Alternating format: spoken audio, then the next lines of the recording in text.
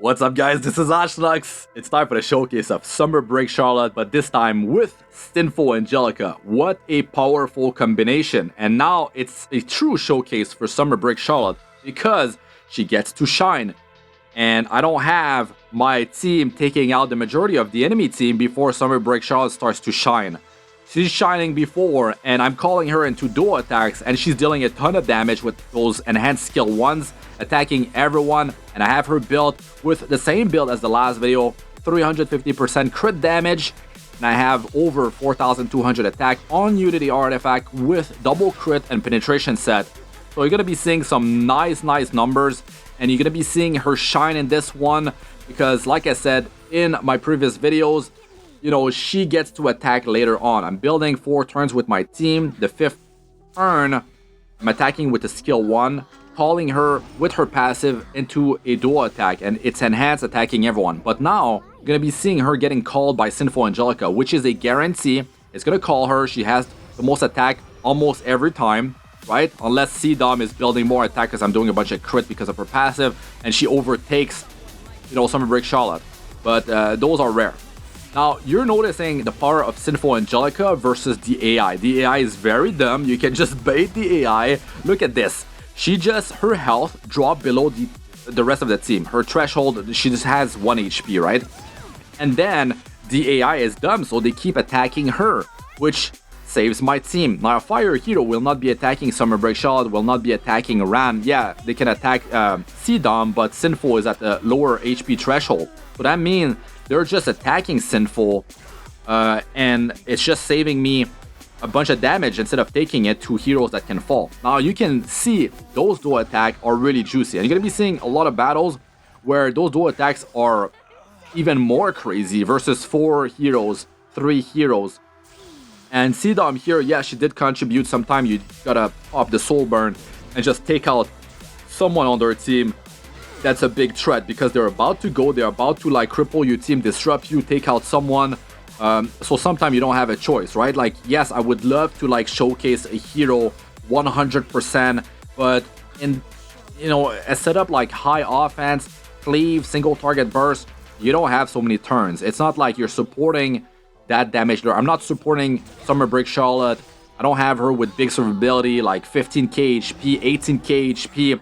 There's some nice defense, life steal, penetration set. No, I have her on a high offense build. I'm trying to take as little damage as possible and dish out so much damage with my team, and I'm trying to overlap the enemy, which requires a lot of speed. But this particular team doesn't need as much speed as some of my other videos that I've done before. You know, like you can have a C-Dom that's slower, hard hitting, to getting pushed by an opener with a high base speed, like a Ran. You know, I'm using Pavo here so I can do some extra damage.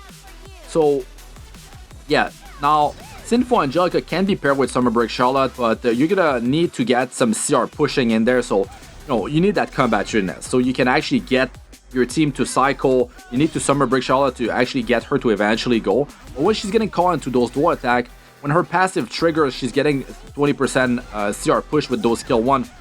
You're seeing sometimes defense break landing from Summer Break Charlotte, which is really nice, helping herself, helping the rest of the team. The stun can be quite clutch in some situations, and that's real nice. Give you some breathing room so you can, you know, maybe focus on another hero. It definitely does relieve pressure, especially when that hero was about to drop their S3. So if you can just delay that, that's really good. Maybe you can stabilize. I mean, I'm talking more into like a slower playstyle, defense buff, Aureus, healer, cleanser, a tanky build. Not what I'm running. I'm not running a tanky build. Like, this is a different playstyle that not so many players go for, but I felt like she's able to shine a certain way, and I'm trying to showcase that. So I hope this is helpful. I mean, if it is, smash the like and leave a comment. Let us know what you guys think about you know, this particular build. I still have her as the same build as the last video. Big damage, like big damage she's able to output, but now she's really able to shine more, which is cool. It's definitely cool. You don't have like I'm not gonna have the comment of like, oh man, Sid showcase.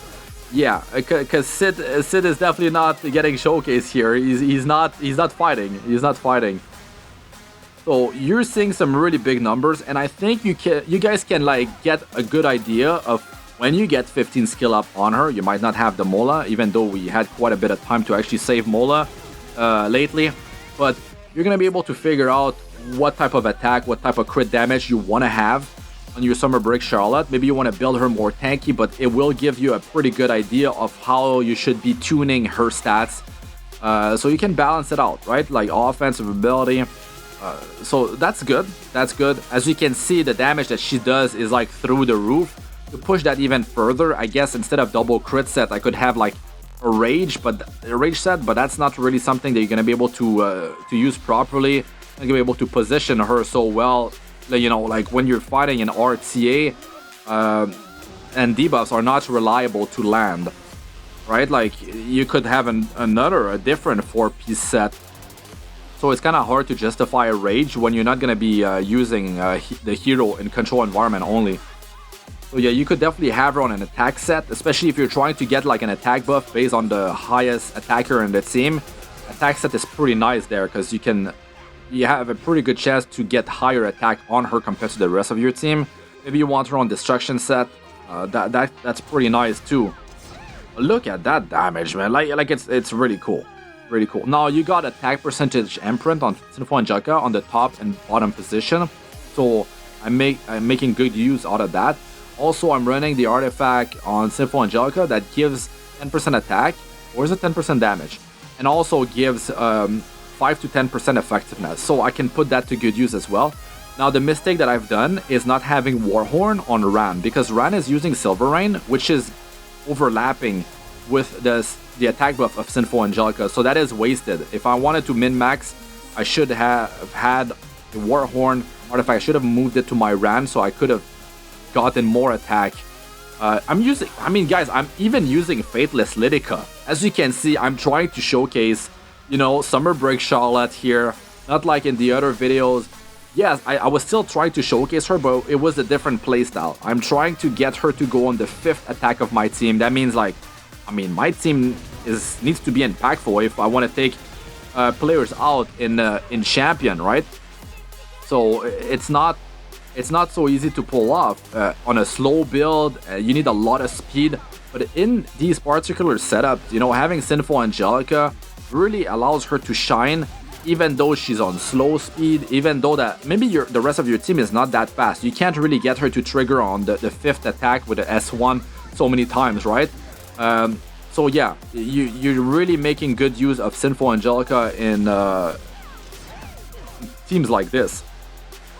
But Sinful is really for control environment. That's where she shines the most.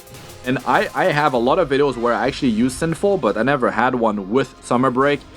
And, you know, any hero that can call the hero with the highest attack to a dual attack, that's really good. That has a lot of potential. You know, like Adventure, Ras, Kitty Clarissa, I'm pretty sure it's based on the highest attack. And I kind of wanted to try that out. So we'll see about that, because she got buffed a while ago, and she's more impactful now as well. So I'm gonna have to check that out.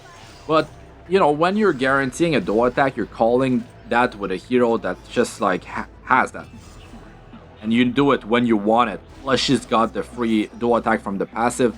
Like, these things are reliable, and you have time to put like the buffs on her attack buff. In the case of Sinful Angelica, that's happening all from her kit, which is a really big enabler. Massive damage increase. So I'm definitely liking her this way, but now some issues with this type of team composition is like you can't really go in there versus a Politis team. It's like in Champion, like some Politis can be tanky, some Politis can be like pretty high damage soft, some Politis can be like really high speed. So basically, if I'm using a non-attack skill, you know, I can survive because of Rana would have immunity set. Immunity on all my heroes from his S2. The problem is when Politis is high speed and she's cutting your CR, pushing by 50%, but she's also able to push herself and she's able to cut between your rotation, and she can eventually like take out someone, right? That's bad. That's bad, and it's a chance you gotta take. So I'm not willing to take that, so I have to avoid, you know, well, not in this particular battle, but sometimes I have to avoid Politis, right?